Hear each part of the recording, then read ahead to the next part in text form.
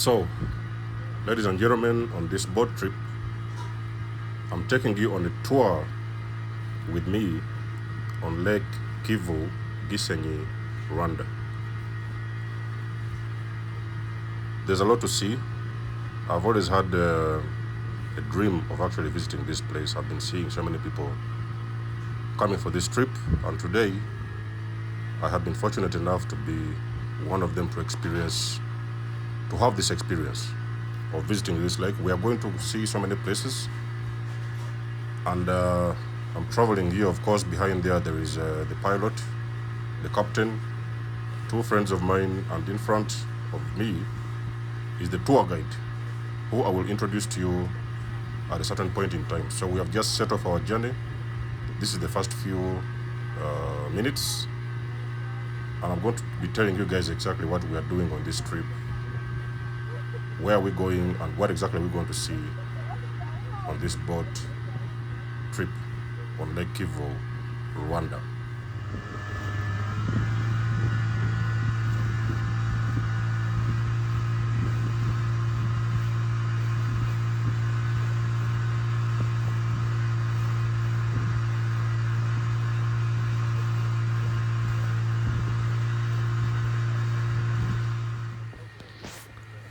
So the captain starts off by pointing towards, showing me the Congo side of the lake. So on the right hand side is actually Rwanda, and on the left hand side is actually Congo, the Democratic Republic of Congo. To be specific, that is actually around Goma city. So he was trying to show me the area where Serena Hotel actually is located in Goma, that part of Congo, because you can clearly see it on the side where we were. We could clearly see it. It was a very huge building located on the part of Congo. So that's what I was trying to tell me at the moment. Okay, I'm taking you guys on a trip on Lake Kivu, and this man over here, what's your name? My name is Gael. Gael. His name is Gael. Yeah. So he's going to be my tour guide for today. Yes. And he has just told me that that place over there is Congo, okay? So the end of that hill, some kind of a hill over there, that is Congo. You see that plane? Okay. We are here in Goma International Airport. Yeah. If you want to fly to another country, okay, you can enter to the Goma, you take the scan your passport, you go to the airport, then you fly. Okay, so that plane which is flying over there, it is taking off from Goma. So that is the part which I've told you, that's where Congo is. So the plane over there is now taking off from Goma in Congo. Okay, so we are now heading, and just to give you a little bit of this, a little highlight of this trip. So I have usually heard about, back in the days, I was listening to one of the guys, and he told us that on this particular lake, there is a small island called the Women's Island in Rwanda. It's on Lake Kivu. And I have always been very curious about this island. I always wanted to see what exactly goes on there. My expectations were different, okay? So, according to these people who live here, they have told me that something else is happening on this island, on the Women's Island on Lake Kivu. So that is exactly where we are going now, because I want these people to explain to me what is the history behind the Women's Island on this particular lake, and that is where I'm taking you guys today on a tour. So let us enjoy the trip.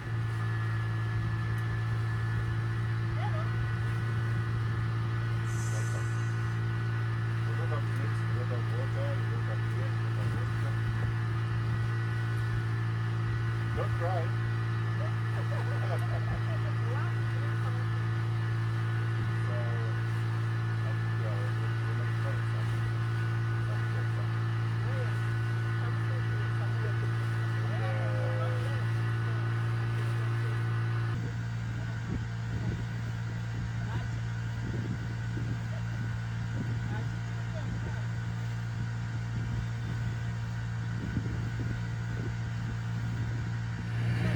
So my tour guide just told me that there is a part of the Serena hotels which is somewhere. I don't know if I can zoom in. I cannot zoom in from here. It's just somewhere at the back there, behind me. Okay? So that is Serena, yeah? Yeah, that's Serena. Okay.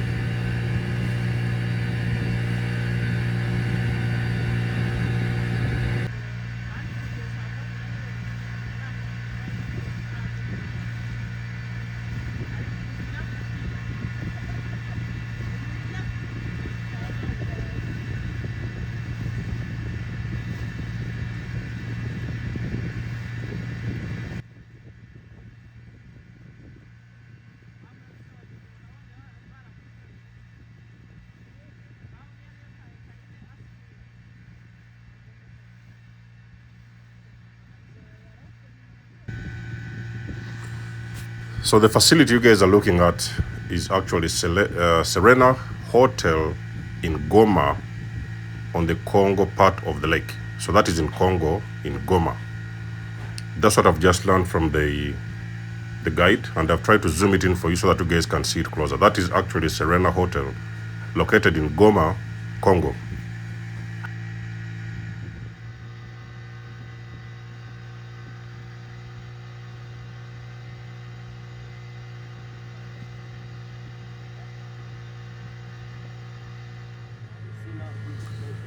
So we are now heading to, my captain tells me that there's a station ahead of us. That's a generator.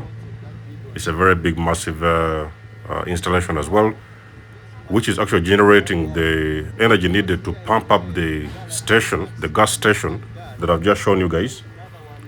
The facility we're heading to, we're going to get a close-up of the facility, is the generator, which is supplying energy to the power station, the gas station that you guys have just shown you guys that is actually built on this lake. That's what the captain was trying to tell me. The tour guide was trying to tell me at this point in time. This place here we are going now, over there, it's a generator that they're using to station up to power up the methane gas stations that they've got around this area. So we have come to get a closer look. So that whole entire building you see over here is actually a generator. Okay, let me turn the camera this side. This fuel, it's go down from 118 meters. Okay. For anchor for touch this bottle. Okay. Yeah. All right. So that's the battery, ladies and gentlemen. That's the generator. Yeah, you see this. Okay. Can you come here? Okay. So tell us what we are seeing now. I'm talking to you. Yes. Yeah, you look that blue pipe. Okay. It's gonna down for 118 meters. Okay. For the deep. Okay. Here we be. Okay. Yeah, if we are pouring gas methane, we got another pipe from living here to the gas station. Okay. The factory, if we already done to pouring methane, it's a push to the factory, meant prepare it. Yeah. Then put in the back. So I brought you guys very close to the gas station here, which they are using actually to, like I've told you, to extract gas from the bottom of the lake. And for some reason, the gas found on this area is being used, I think, in so many parts around Rwanda to power up a lot of homes and everything, and of course for different other uses for the common people around here. Okay. How many islands do you have on this lake? Yeah, here in Gisenyi, we have 2 islands only. 2 islands? 2 islands. More than island we have in Kalongi place. Yeah. We have many islands in Kalongi. Here Okay. we don't have, we have 2 islands. We have Island Woman and Peace Island. Yeah. Peace Island now, it's captured another woman. Already now the Peace Island is a partner for Paradise Hotel. Okay. If you want to get the Peace Island, you go to the hotel, you pay, and then you come into the Peace Island. The island woman is everyone. It's gonna visit for free. Okay. Yeah. Okay. Thank you. You're welcome.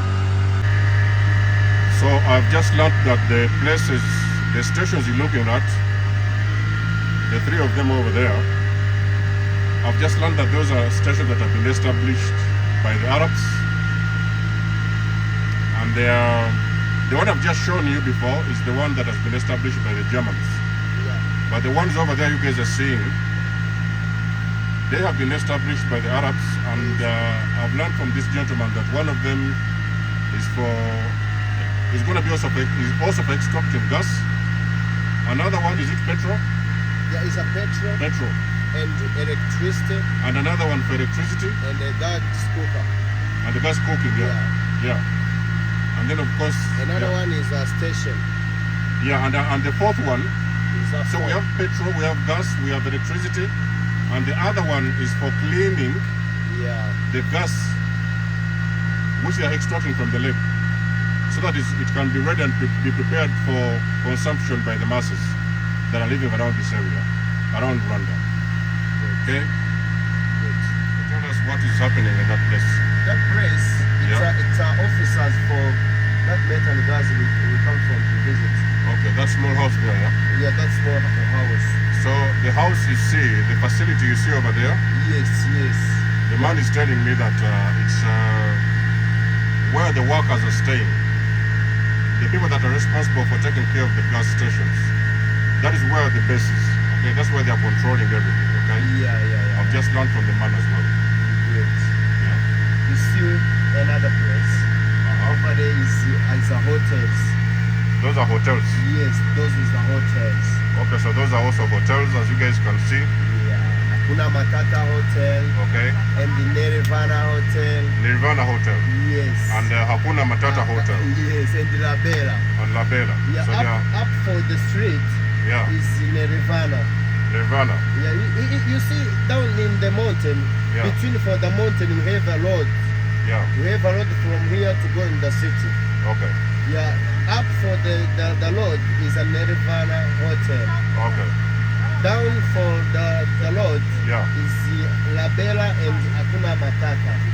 Okay, so do they have a lot of visitors coming to see those places? Many visitors. All right. Yeah, if we come back, we come close well, and then you see. Okay, I will make a video. Yes. Yeah. Good. Okay, thank you. You're welcome. Wow. So, ladies and gentlemen, as you can see, you see the legend for here. we have approached the women islands, Yeah. like I've told you guys.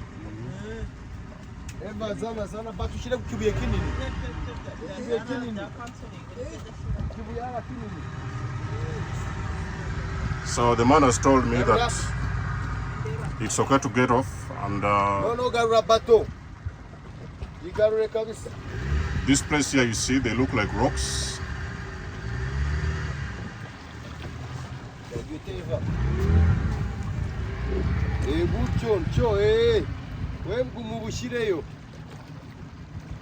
So this is the women's island, ladies and gentlemen, in Lake Kivu Rwanda. I've already promised you guys I'm going to bring you here. And now, I will tell you the story. Yeah. Okay. Good. You're welcome, sir. Okay. There's no problem. We're ready to parking. Yeah. All right. Act. Can be careful. You see that black things is a slippery too much. It's slippery, yeah? Yeah. You can.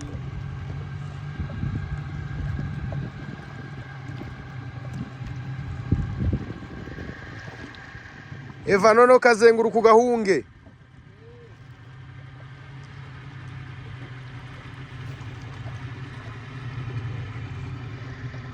There is island woman.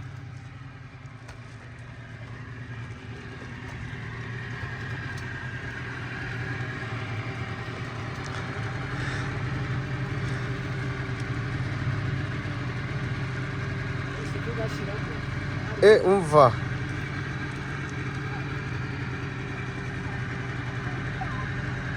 Kamsa. You see over there that all those is many hotels. You want the photo? Hey, vari nuve hano hano hari view nziza cyane. All right, gentlemen. So I've just learned from these locals here that, especially from my tour guide, that the island over here, the one I've just shown you, that place over there. So back in the days, I cannot really say, was it the 1930s, 40s? When was it? Long time ago, right? Yeah. So many years ago. Okay, so in ancient, the people back then. So the culture in that time, they had a culture which did not accept for a girl to get pregnant while they were still living with their parents. So it was considered taboo back in the days. And if a girl got pregnant by some chance in those days, back in the days, the girl was carried by her family, by her parents, and they were brought and placed on those stones you see over there. So somebody has also told me that it used to be bigger than before. Now it's kind of, maybe the water's rising or something like that. The times have changed. And now there's just left a little bit of rocks over there. But it was actually a bigger piece of the island back in the days. So the girls who got pregnant in that time, they were brought and placed on this island. And they were abandoned by their parents. I can see a lot of flies as well. They were abandoned by their parents, by their families, and they were left here to die. Okay, so now for me being here, I'm trying to understand how people back in the days used to live and how they used to do this kind of horrible things to people. Well, of course, the times have changed. You don't expect those kind of things to happen at this moment.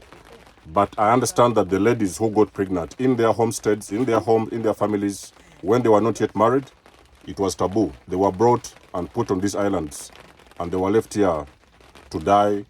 But for some reason, I was told that I've also learned that there used to be Congolese people who is on the other side of, is it? Congo is that way? It's over there. Yeah, Congo is over there. Yeah. So I'll show you guys where is Congo. Those people used to come I think the Congolese somehow learned about this, what's it called? They learned about this act, okay? So they used to come, usually I was told in the nights, and they used to pick up these pregnant women from this island, and they used to take them back home and house them in their own homes, and sometimes they would even go on and start families with them and marry them and start living with them. So, but it is also known that I could not say the numbers. There is probably no proper statistics, but I can still say that there was a really big number of women that actually died on this island. For me being here as an empath, I can already feel the energy, and I can still feel what those women were going through in that times, just because somebody got pregnant with somebody and they were not married, so they were sent out of their homes by their own parents and abandoned off on this kind of place, which was usually very, very far away from home. So there was no help at that moment. And I can also assume the kind of transport they used to use back in the days, some little boats or things like that. So the women were left here. Sometimes they would die of starvation. Sometimes it would be rained, it would be cold, whatever. So whatever used to happen, a lot of people died here on this island. And for the ones of those who was lucky back in the days in that time, like I've said, they were able to be ferried by Congolese men, because in Congo, of course, is a different tradition altogether. So they were able to be ferried from some boats by Congolese men, and they were taken actually to join these Congo people and start families with them. Some of them even got married over there. So I've also learned that a lot of women, Rwandese women, have also intermarried within the Congo cultures and everything. So a lot of them actually living in Congo. Many Rwandans, even before the war, many of them have already been living in Congo, probably because of that issue whereby the Congolese. I've also learned as well that the Congolese people used to find a lot of these women attractive, and they chose to come and pick them up and save them from their families and take them in their own homesteads and start up families. So that is the history. I've always, I could say, thought or even dreamt about coming and feeling the experience by myself and seeing exactly, trying to imagine what life could have been in those days, back in the days, in ancient Rwanda, in the traditional days. Of course, the cultures have changed now. people, well, it may be a little bit still strict, maybe like back in the days, but not as strict as it used to be, back then. So that is the feel of the women's island, ladies and gentlemen. Let us know in the comment section below what is your views about this whole system. What is to really happen, back then in those, the Rwandan families back in the days. Let us know what you feel or what you think about this, of course, in the comment section below. From this trip, from this point now, my tour guide is taking me to the hot springs, which has also been a very big, major place of fascination. I've always been fascinated about this place. So I've asked him actually to take us on the ride to that place. And that's exactly where we are going. And when we're there, I will also let you guys see what exactly is going on there and what exactly people are doing there. Okay? Thank you.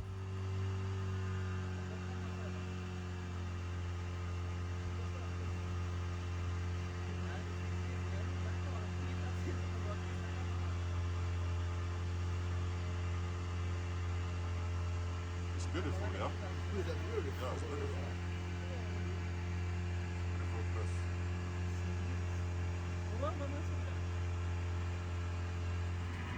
So I've just learned that the island we're looking at is called Rungaje Island.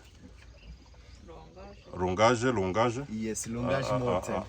I'm a bit struggling to get the Yeah. to get the pronunciations. Yeah. But my guide has told me that this island actually it used to be free to people to come around and do whatever they wanted to do here. There's even some plantations over there. But with time, I've learned that the King of Morocco came and actually purchased that particular island we see. It starts in the corner there, and it goes all the way to the corner there. So I think I cannot tell how big it is, but of course, the plans for this place, as the tour guide told me, is that the King of Morocco has some plans at the moment, or had some plans to come and build some facilities on here. It could be tourist facilities, it could be hotels, it could be whatever, tourist attraction, I don't know what. But at the moment, nobody is allowed on those places. So you may see some people, maybe, if I zoom in for you guys, you may see some guys, doing their own thing, maybe swimming or fishing or whatever. Yeah. So they probably are the ones who are taking care of the place. Because this guy's just told me that nobody's allowed on the island. So when they catch you on that place, I think it's going to be a problem for you with the security officials around this place. So nobody's allowed to actually do any activity on that place. It's a private island owned by the King of Morocco, guys. So let's head on to our final destinations, guys. Let's see what happens next, okay? So I have also learned from the guide today. The facility which we are watching now in front of us over there is a beer factory. So most of the beer that is consumed in Rwanda is actually produced in that factory. So we have Heineken, we have Primus, And mixing. Yes. And what? Mustel. Mustel. Yes. Amstel beer. Yeah. Amstel beer. Heineken and Amstel beer, they are actually being manufactured locally in the facility which is down over there. So it's a foreign company, definitely, and I think they are the ones supplying, alcohol products, different types of products to the masses and the populations which are living around Rwanda, and maybe even some countries around here, maybe Congo or something. I'm not so sure. Okay, guys? All right, ladies and gentlemen, I have just gotten off the boat, and my tour guide, who is with me over there, still with me, and some other friends of ours we came with together. We are going to, he's bringing me to see the hot springs in this place. Of course, I don't know anything about cameras, so like you guys, I told you before, I always have to ask the permission, and I see how do they feel about this, and they're supposed to be guiding me on what am I supposed to do when I'm here, because the whole place is actually sealed off, okay? So I am going to ask the security guard what are the rules regarding cameras in this place, and they will tell me what I need to know. There is no problem. And what I need to do. Take your camera. Okay, so can you ask him if I can come with my camera?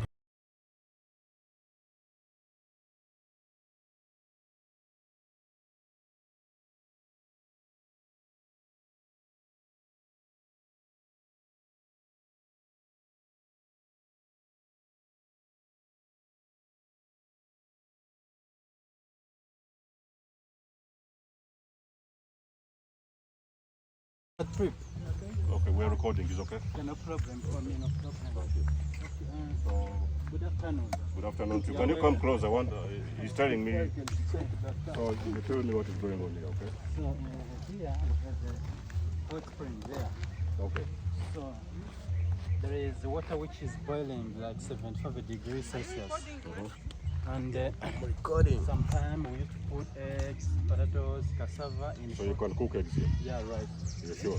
Yeah, we can. How many degrees? 75. Wow.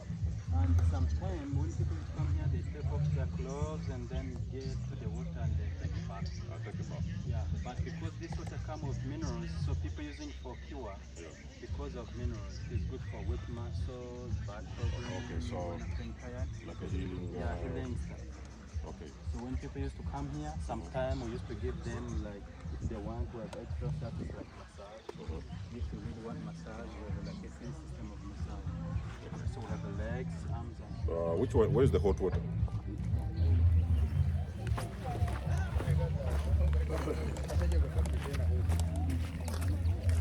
So that's the hot water. yeah. So here it is 107 degrees Celsius as well. Wow. Wow. Okay. Yeah, it's hot, yeah? Yeah, it's hot. So you told me you can cook eggs here. Yeah. Wow. So Yeah, this that pool, is hot make it spring. where people get in and then take a bath. Okay. And even that one, so then if you'd like to get What is it doing? down from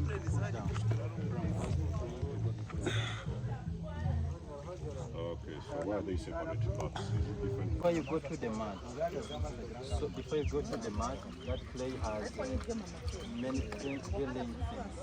It has minerals. Healing properties. Yeah, so you wait like 5 minutes, that clay gets dry. When it gets dry, it's open pores. Go out of your body.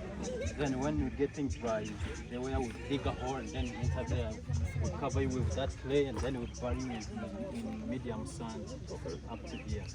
Yeah, like that. Where is the clay? Clay? What is it? Is it here? The clay. Is it down that way? Yeah, we have it here. He's going to show you a picture. Okay. So like that. So after that clay, so we put you see now. Yeah. After this, you from here like baby, no any pain. Someone who look you, they ask you, what happened for you? Really? Yeah. Yeah, you see the one past, even them, the one who was having like my bath, also they are visitors. However, they was born in Rwanda, but they live in Europe, so they used to come for having this experience. Yeah, we used to have many. Oh, so you've been here working for a long time. How long have you been working with this? I have been here 11 years. Wow. Yeah, since What is your name again? Desire. Desire. Nice to meet you. I think I've seen you on YouTube. Yeah, of course. There is a guy came, what was his name? He was an American, I think. Yeah. You showed him a real picture. He was on YouTube. Oh, so because also I made many records from many YouTubers, Word Maya, and the other one, many of them. So like 100 YouTubers. You have a YouTube channel? Me? Why don't you have a YouTube channel? So I have an on Instagram page. Yeah, you can have a YouTube channel, you know, and you can do your own thing every day. Different. Something different days. Yeah, you can, you know. Nishije igitekerezo abaguhaye sha. Ugomba kugira agacano kawe hano. Yeah, I have to have it because also I am hiker. Yes. So once I bring people here, after doing hiking, I can. Okay. So you're hiking. Where do you go hiking? So we have a place here called Goma. The Nile Trail, yes. Yeah, so Uyu nguyu ntabwo yaguha ku mafaranga ari kumwe n'abo bakobwa bari inyuma k'uyu mwami n'amavubi. Ceceka waceceka mwa Thank you very much. I will talk to the ladies and we'll see what we do. Okay. So I had to remove the sound because there is some music playing in the background, and of course they will not be able to monetize my video. But of course the guys was telling me There is a couple of pubs behind here, you know, some restaurants. And there's as well some fish vendors. So for the tourists who come to the hot springs, they come at the back over here for refreshments. There's drinks, you know, there is food, there is fish.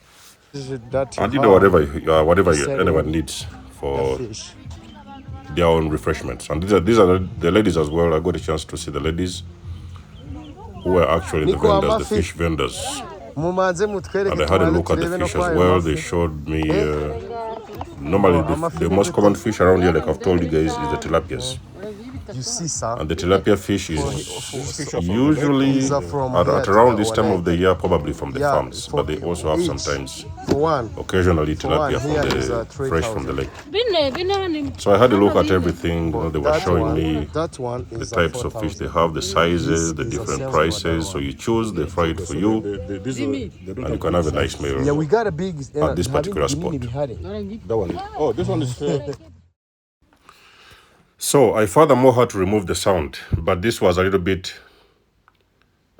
distance away from the hot springs. I came here to greet the local neighbors, the local people in this area, and we had a little bit of a chat. Of course, there was some other further restaurants I had to look at in that vicinity. So they told me what exactly goes on around there, what do they do, the local people, what the activities that they really do around here. And guys, to let you know that this whole trip to the hot springs and as well to the women's islands and of course the other parts of the lake that I've shown you, the entire trip actually costs 50. It could be I've paid about 52, 50, maybe $53, I think, approximately. But the whole thing starts with negotiation. So you can always negotiate with these guys. They are very good people. You can talk with them, tell them how is the whole thing, and they will see if they can take you or not, okay? Everything is about negotiating, okay? So I had a little bit of a chat with them. And then, of course, we had a few drinks in that little shop over there. And then we headed out away from the hot springs. And we headed to actually have some food at a local restaurant, which is a couple of minutes away, maybe 5 minutes away from this hot springs where we are. So we are actually heading to a restaurant to have some local food, okay? So, ladies and gentlemen, I have actually finished my visit from the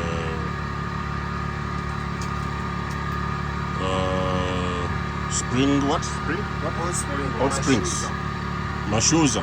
Like Mashuza in Kivu Rwanda. Yeah, Mashuza. So, Kinyarwanda they say Mashuza. So, it's the hot springs.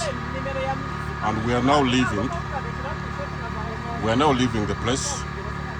And the gentleman, is driving us now. They are ferrying us to a place where actually there's local fishermen. So I also understand that on this lake, there are some people who have got actually farms. They have built farms on these lakes. And that's why he's taking us now, just to have a little bit of a look around. Before most likely we shall actually head back home, okay? So let's enjoy the ride and see what is there to see, wherever the gentleman is taking us.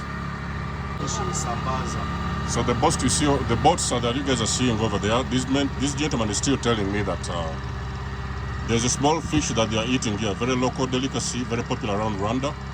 It's called sambaza. It's very small fish. So the boats you see over there, I'll zoom it up for you. They are using those boats to fish for sambaza, okay? They are actually parked very close to the hot springs. And I can see as well they have, it looks like a restaurant or a bar, I'm not so sure. It's a restaurant. Yeah, so they have a restaurant up here where sometimes tourists are coming out to chill and have something to eat, maybe even something to drink as well. The place is very serene, it's very beautiful, and a very comfortable place to be. So like I've told you guys, the experience here is amazing. Always find time to look after yourself, ladies and gentlemen. Take after yourself and take some time out. There is no need for you guys to be trapped in concrete places, in concrete spaces. Come out here in the nature, ladies and gentlemen. Take a tour, take a trip. Sometimes I've told you guys, if it's not actually affordable, maybe sometimes we find it a little bit expensive, try to travel locally. there is always something to see out there, ladies and gentlemen, okay? It's a very beautiful healing experience to be out here by myself and enjoy what nature has got to offer, and exactly in particular what Rwanda has got to offer. Okay, going on here. Yeah, here is the fishing man. So do they catch big fish or small ones? It's a small fish. The smaller ones. Yeah. Is it a tilapia? Yeah, same tilapia. Yeah. Yeah, let we be here in a little moment, and then we see that someone. So this gentleman is telling me now that the place where we are at the moment, the guys you see behind me, they are actually fishing. Okay, so I've asked him, what type of fish are we talking about here? They are catching tilapia, definitely. That's the most common fish found in this lake. But they also told me that most likely in this area, they can be just a small little piece, sizes of, tilapias. I don't even know if it's allowed or not, or whether if it's illegal or not. I don't know that. It's legal, right? Yeah, so it's legal to fish here. Yeah. So they are allowed to do that. Whatever they catch, probably they are taking it to sell it to the local restaurants up there that I've just shown you guys. So I've asked this gentleman to bring us closer, so that I will have. I've asked him to bring us closer to the guys, and I want to see really what is going on and what are they really doing here. And then I believe from here we shall take off and go back home.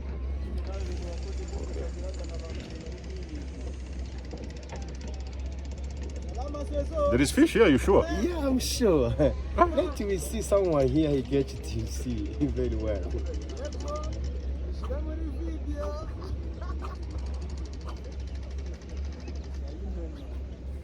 Umva agira uyifata igihumbi vuba yifate mbite nishyura. Claude sniper kutari gufata. Okay. Let us get the cameras right.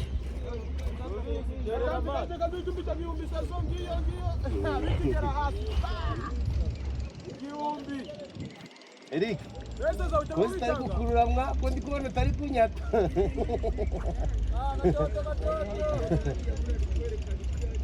Eh? Man, we zimna.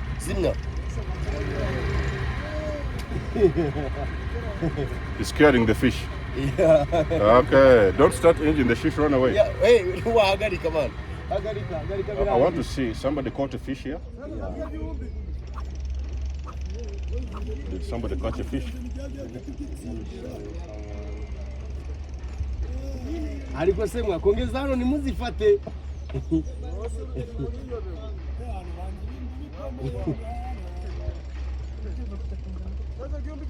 Wow.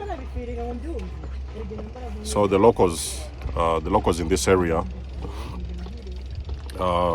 they heavily rely on fishing, of course, and probably farming, I think, some other local activities in the area. So sometimes I believe, as I've learned from this gentleman over here, the locals, they spend a lot of time coming here to see if they can catch something. I have asked him to bring, okay, so I'll zoom to you guys. The guys are fishing. That is the size. He's got the size over there, you guys can see. It's a nice small tilapia actually for himself. So I've asked for permission, like I've told you guys. I always come around and ask for permission. I don't really come around and just film people all of a sudden. I ask for permission. Now we have seen the sizes of the fish that they are actually catching here. It's a very good experience sometimes, So we've just had a stopover at a local restaurant at the beach. The beach is down there.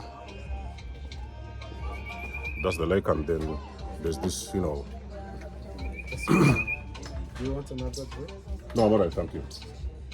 So we just had a stopover here, and we had some fish and chips, of course, something to eat. And I was just told that this bar, well, it's a bar and restaurant, so you can have a drink, you can also have something to eat. Although we chose to actually have some food, the food is done already. My friends have also had some drinks as well. The bar is called El Clasico. how do I? El Clasico.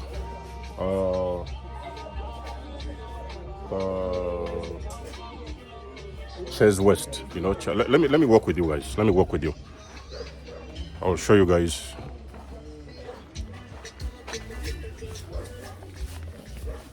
So it's called El Clasico Beach.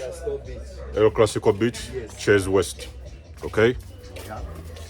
So whenever you guys have got, you know, could come around and you have this kind of tours, you can always tell the boat guys. If you're hungry, it's a very common area. You can always tell them they'll bring you down here, and you can always actually grab something to eat before actually you head out on the journey.